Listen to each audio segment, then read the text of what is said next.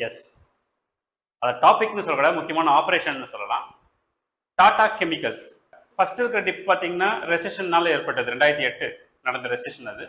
அதுக்கு அடுத்தது பார்த்தீங்கன்னா ஒரு பெரிய ட்ராப் இருக்கும். ₹700 300 வரைக்கும் போயிருக்கு. அது என்னன்னா 2020 வந்த லாக்டவுன், 2020 21 டைம்ல வந்த லாக்டவுன்னால ஏற்பட்ட. இப்போ தொடர்ந்து மார்க்கெட் கீழே போய்கிட்டே இருந்தால் இது இன்னும் தொடர்ந்து போகுமா, அல்லது இது ஏதாவது ஒரு கட்டத்தில் நின்று இது குரோத் நோக்கி நகருமா அப்படிங்கிறத நம்ம இப்போ பார்க்க போறோம் இல்லையா. ஏதோ பிரச்சனை இருக்கு, ஏன்னா புக் வேல்யூவை விட ஸ்டாக் பிரைஸ் கம்மியாகும் போது ஏதோ பிரச்சனை இருக்குங்கிறத மட்டும் புரிஞ்சுக்க. பட் அது எந்த பிரச்சனைங்கிறது நீங்க மைக்ரோஸ்கோப் வச்சு என்ன பண்ண வேண்டியிருக்குன்னா வெரிஃபை பண்ணி அது உண்மையான பிரச்சனையா இருந்ததுன்னா அதை அட்ரஸ் பண்ணியே ஆகணும். உங்களோட இன்வெஸ்ட்மெண்ட்ல இந்த ஸ்டாக் இருக்குன்னா கண்டிப்பா இதெல்லாம் நீங்க பார்த்தே ஆகணும். இப்போ உங்களோட கொஸ்டின் என்னன்னு கேட்டீங்கன்னா, இந்த ஷேரை நான் வச்சுக்கணுமா வச்சுக்க கூடாதா?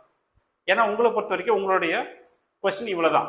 அப்ப நான் என்ன கேட்கறேன், உங்க டாடா கம்பெனி வளரணுமா இல்ல இன்வெஸ்ட்மெண்ட் வளரணுமா? டாடா கம்பெனி வளர்ந்து அதன் மூலமா உங்க இன்வெஸ்ட்மெண்ட் வளரணும்னு சொன்னீங்கன்னா இன்னும் ஒரு 5 வருஷம் 10 வருஷம் நீங்க வெயிட் பண்றதுல தப்பே கிடையாது. நல்ல ரிட்டர்ன்ஸ் வரும். உங்களோட இன்வெஸ்ட்மெண்ட் தான் உங்களுக்கு ப்ரையாரிட்டின்னு வச்சுக்கோங்க. அப்ப என்ன பண்ணணும்?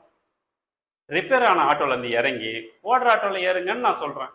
இந்த ஷார்ட்ஸோட ஃபுல் வீடியோ வேணும்னா நீங்க ரிலேட்டட் வீடியோல நான் உங்களுக்கு கொடுக்குறேன். நீங்க அதை கிளிக் பண்ணி ஃபுல் வீடியோ பாருங்க. கண்டிப்பா உங்க லைஃப்ல பெரிய மாற்றத்தை ஏற்படுத்தலாம்.